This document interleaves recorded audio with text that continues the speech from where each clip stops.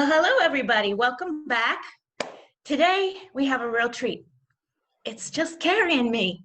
The rest of the team has been otherwise occupied. They're actually doing an online certification course, which is really exciting. We're getting really good responses doing that. We're trying to figure out new ways of doing things.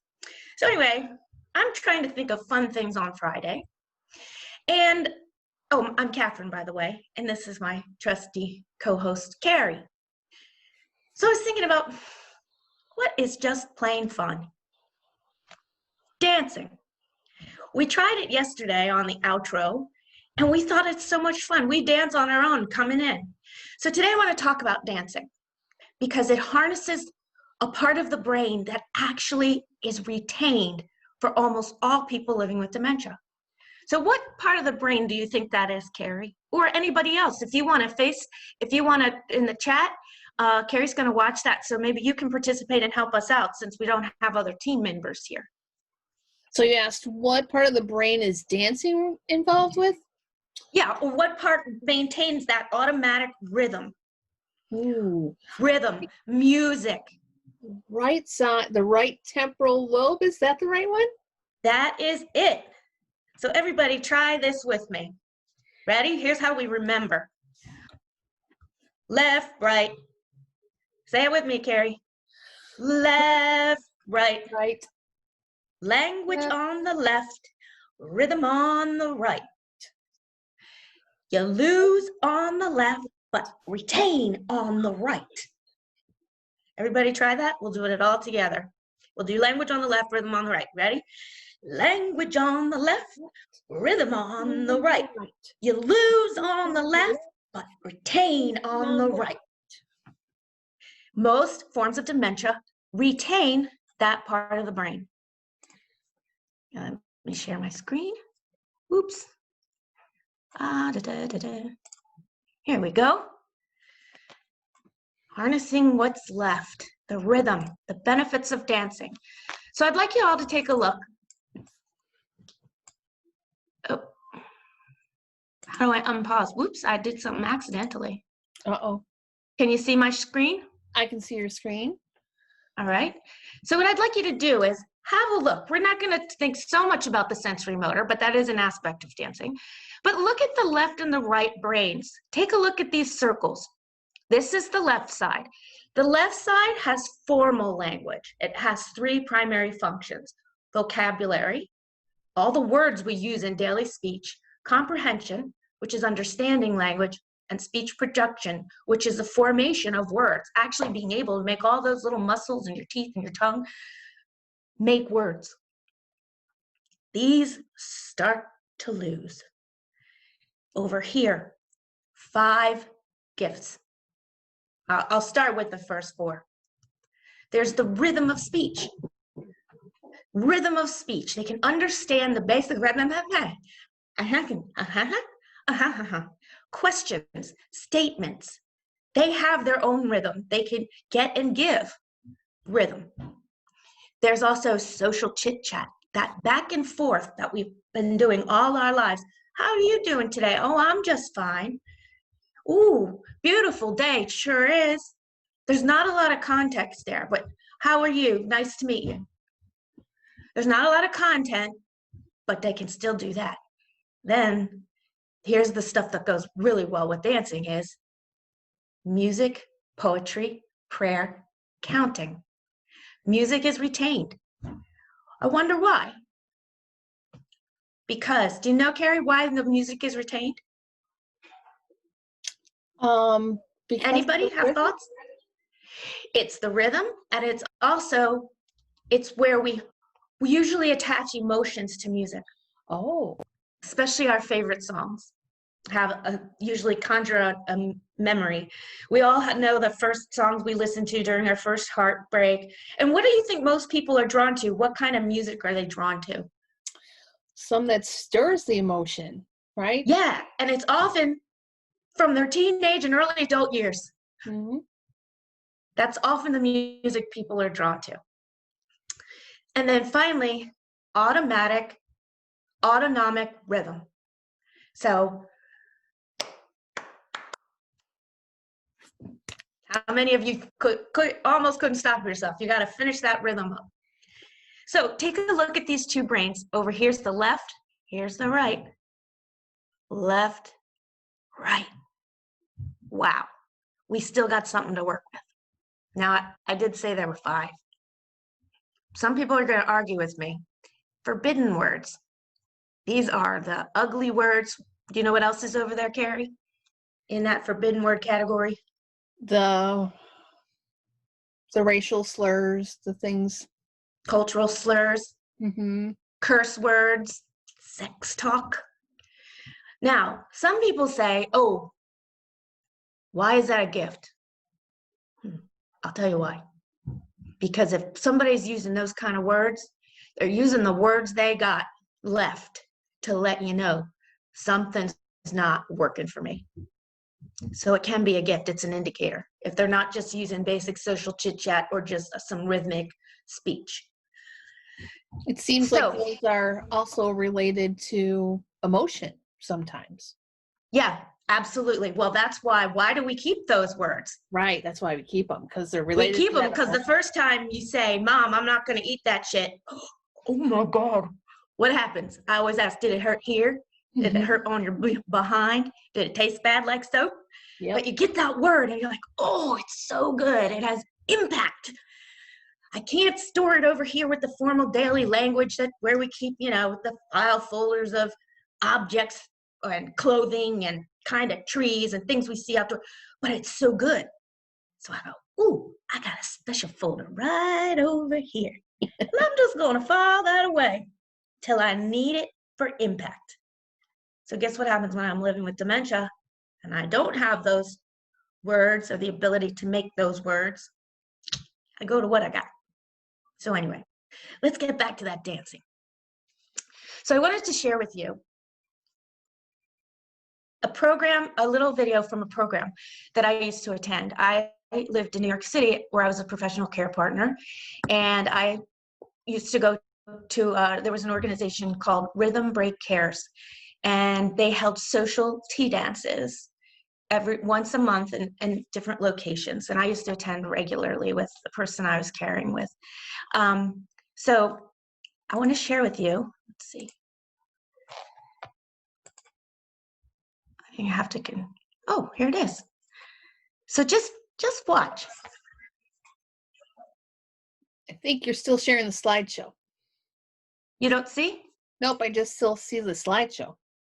Oh. It says your screen sharing is paused. Oh, let's see. I'm going to stop my share. And you know what I'm going to do? I'm going to do something crazy. I'm just going to go to the internet. Ooh. Pull it up. All right. So Kerri, why don't you talk for a second while I try to figure out what I'm doing here? All right. Can you talk about rhythm and dance in your life? Rhythm and dance in my life? Well, I remember doing musicals in grade school, and that was always fun. I remembered the parts of speech because we did a play all about the parts of speech. So we used that device, using music to remember things by. So they planted in my left side with rhythm on the right. Nice. Okay, so let me do this. This is really, I love this thing, so I really would like to be able to share it. I want to make sure I'm sharing my sound. Yep. Okay. Here we go. Now, here we go. Can you see YouTube now? Now we can see it. Yep. Mary taught me dancing in a hurry. I had a week to spare. He showed me the groundwork, the walking around work, told me to take it from there. Arthur Murray told me I shouldn't worry. It'll come out all right. Keep on going. But to my way of thinking, it came out stinking. I don't know my left from my right.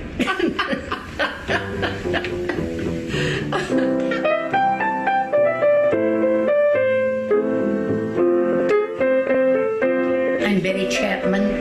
And I'm Mary Jo Strickland. This is my best friend. Sometimes we stick together like glue.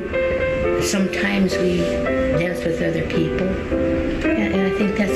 those two big things. I do.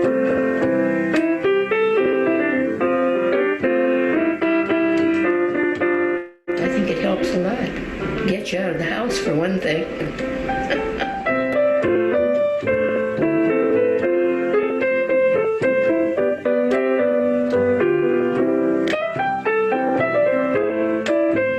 Well, I made sure my clothes were clean. Eddie and I have been talking about almost a whole month about what we would wear to the dance. And it changed daily. Sometimes at home we put on music and dance together. You know, we prefer good-looking men. But if we can't find any, then we just dance. Although I don't remember the names of the people that we danced with. There's one guy I thought was awfully cute.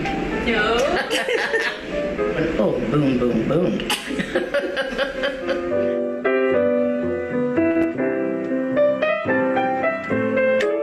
Certain things still excite me.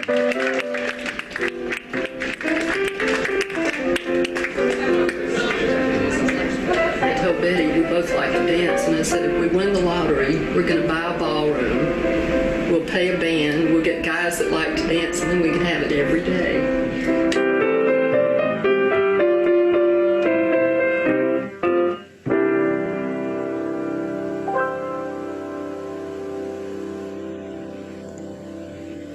So what do you think, Kerri? What did you notice? It's fun. Now, I know we can't do that exactly right now, but so fun. How did you know it was fun? What was fun about it? Well, they were laughing, and they Hold were, on. can you hear? Sorry. It came back on my computer. You couldn't hear it. Oh, yep. So they were laughing and smiling, and Okay, so people were laughing and smiling. And guess what that does for the brain? that engages it. It It puts engages dopamine it. up there. It puts dopamine. It gives you adrenaline, gives you energy. It gives you pleasure. Smiling makes you feel good. It does. Does. Yes. Could you tell necessarily in that group who was living with dementia and who was a care partner? Not really. Nope. Not necessarily. Nope. So it can be something everyone can enjoy and Mhm. enjoy together. What else did you notice is happening when people are dancing?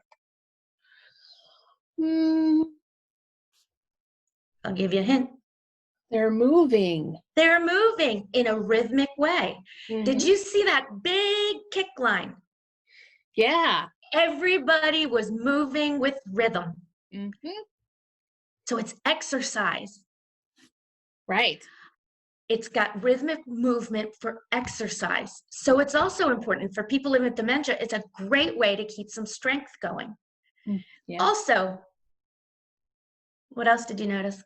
Like connection, community. People are touching. Yep. That connection, the human touch, which is really important, Mm-hmm. fortunately, in these times. Yeah. So do you think we could still have some dance in our life? Even if know. we're in COVID-19? Yep. We can. How could we do that? Any thoughts? Well, sometimes I just put a song on and stand up and try to move. Yeah. Move with the rhythm.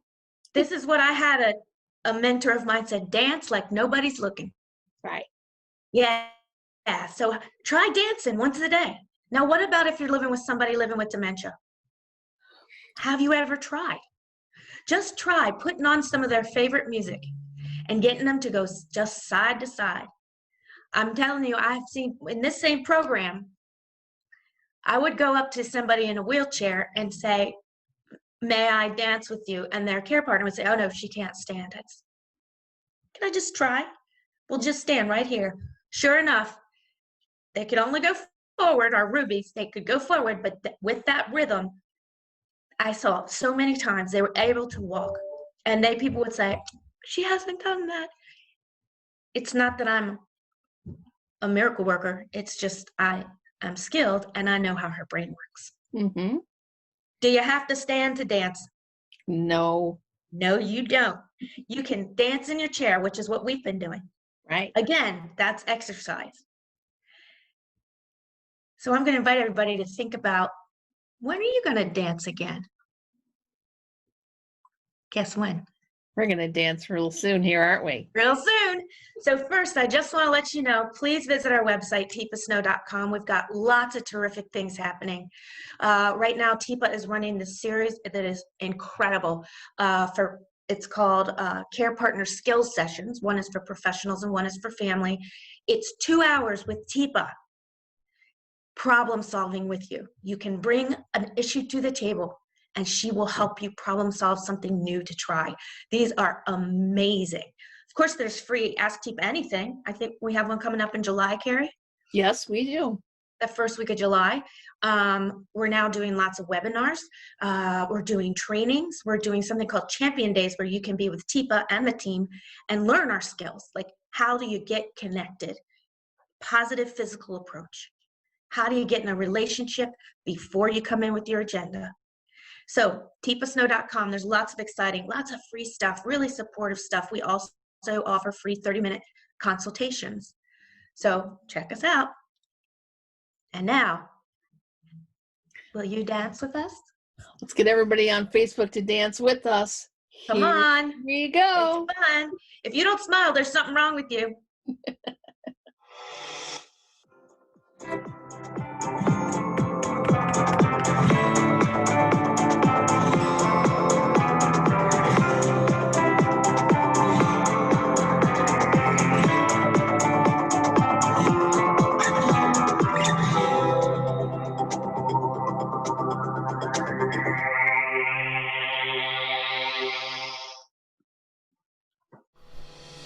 Hey folks, thanks for watching. Please like and subscribe to help us spread TIPA's positive approach message around the world. And don't forget to click the bell to get notified when new videos are posted.